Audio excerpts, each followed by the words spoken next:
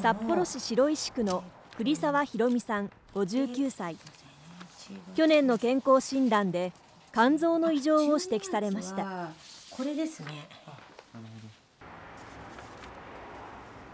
ガンマこれでしょうかね。はい、こんな数値すごすぎ。140でレベル5っていうか要治療っていう風に出たんですね。以前からコレステロール値は高めでしたが、当時体重は60キロほど、肥満体型ではありませんでした。今までも悪くなったことはなかったので、何にも考えてませんでしたね。はい。お酒とか飲まれるんですか？全く飲みませんし、タバコも一度も吸ったことがないので。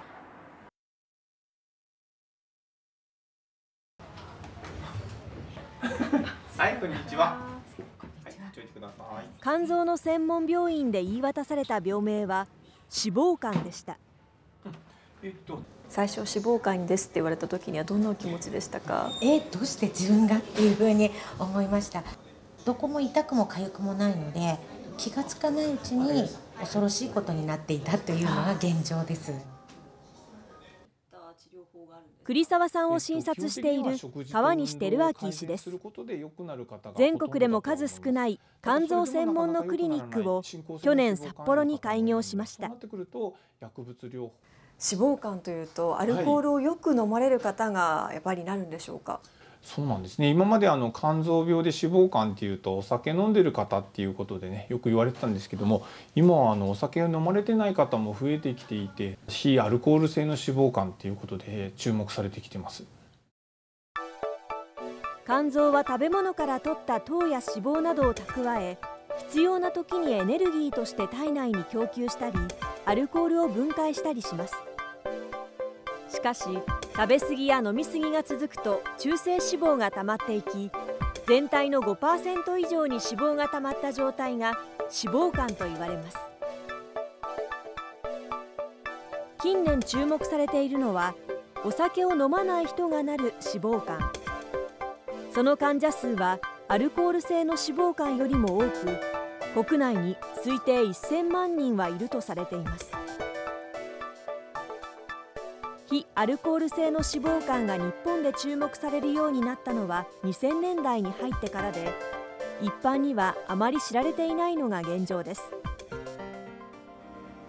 脂肪肝が命に関わる病気というふうに聞いたんですが、なぜ命に関わるんでしょうか？そうですね。脂肪肝の時期だけであれば命に関わるっていう確率は低いんですけども、脂肪肝から脂肪肝炎っていう炎症が持続する状態になって、その炎症がさらに肝硬変や肝がんをもたらすっていうふうになってきたんですね。非アルコール性の脂肪肝を放っておくと、10年間で最大 40% が脂肪肝炎に発展、そのうち 20% が肝硬変へ進行する恐れがあるといいます。さらに肝臓って沈黙の臓器って言われているように全然症状がありません。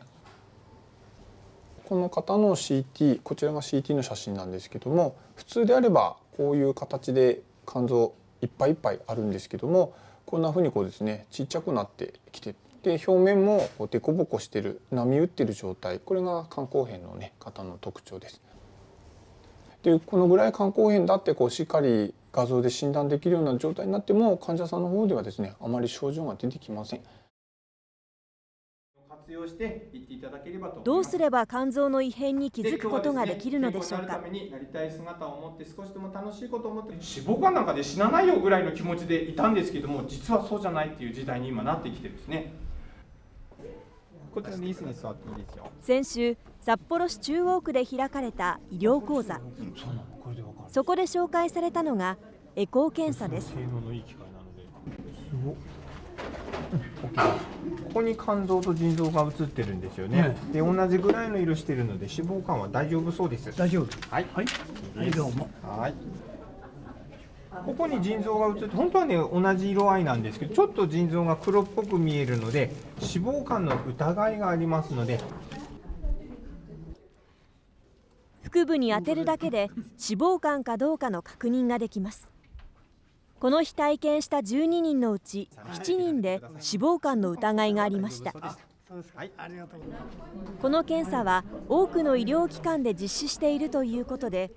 異常が見つかれば専門の病院で炎症が起きていないか検査をする必要があるといいます。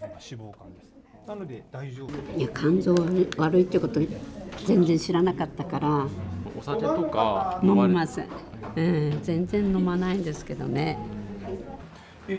日は血液検査の方ね、20と21で前よりもさらに良くなってます。ガンマ GTB も良くなってるからね。本当ですか？体重そんなに変わんなかったけどもね、しっかり効果出てますね。やったー。脂肪肝はウイルス性の肝炎と異なり治療薬がありません。60歳を前に初めて脂肪肝と診断された栗沢さんは食事療法に取り組んでいます。去年までは両親の介護に追われ、手軽に食べられるおにぎりやパンで食事を済ますことが多かったという栗沢さん。野菜中心の食事に変えたことで9ヶ月で6キロの減量に成功し、おとといの検査では肝臓の値を正常に戻すことができました。私も全く自覚がなく、そしてこのままいくと危険な状態だっていうのは全くわからないままでいましたので、ぜひ一度健康診断っていうかの結果で肝臓にそういった数値が出た方は即座に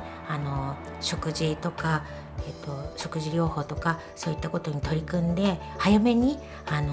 対処していかれるといいかなっていうふうに思います。はい、早く対処をすれば良くなるんですね。そのアルコールを飲まない非アルコール性脂肪肝の方の特徴としましては、高いコレステロールの方、また糖尿病の方、睡眠時無呼吸症候群の方、高血圧の方などが広さん挙げられます。このね4項目見てると、なんとなくイメージされるその人の体型って、おそらくこうちょっと太ってるとかね、それからお酒飲むのが好き、食べるのが好きとかっていういわゆる生活習慣病の方がイメージできるんだけど、いや要するに脂肪肝を治すことによって生活習慣病も治るような、そうなんです。そう同じリンクしてる部分はあるよね。食事療法、運動療法を組み合わせていけば、脂肪肝も生活習慣病も防げるということになるんですね。ちょっとこちらの写真ご覧いただきたいんですけれども、今回取材に応じていただいた川西氏、肝臓の専門医なんですが、かつて脂肪肝だったということでちょっとふっくらしてるんですね。お医者さんなのにね。127キロありまして、医師なんですがこの状態だと説得力がないということで食事療法をしました。そこで導入したのが VTR で患者さんの栗沢さんも飲んでいた野菜スープになります。これを飲んで先生、脂肪肝がなくなったということなんですね。肝臓の専門医が脂肪肝ですってちょっと恥ずかしくて言えないもん。それ必死にやるよね。20キロお痩せになったということなんですが、作り方至って簡単でして、ベースの野菜キャベツ、玉ねぎ、人参、かぼちゃがおすすめで、これらの野菜を水を入れた鍋に入れてグツグツと煮込むだけ。これだけですと味が薄いので、キノコやお肉、塩やだしなどで味付けをして、好きな味にすれば飽きることなく続けられます。でポイントなんですが、通常捨ててしまう皮や芯をだし用のパックに入れて煮出すとより栄養素が溶け出していいということです。矢田さん、私も作ってみたんですけれども、夫に顆粒のコンソメ入れたって言われるぐらいしっかりと野菜だしが出て、これだったら続けられるなと思いました。実は私も先週健康診断を受けて、肝臓に油が乗り始めてますねって医者に言われまして、脂肪肝の可能性があるからちょっと飲みたいと思います。これをぜひ冷凍しておくとよりこの栄養素が溶け出していいということですから、ぜひ皆さんも試してみてください。で学会でもでんぷん質を減らして野菜を食事の中心に持ってくると脂肪肝に効果的だと発表されています。予防のためにもぜひ皆さんトライしてみてください。以上、今日の特集でした。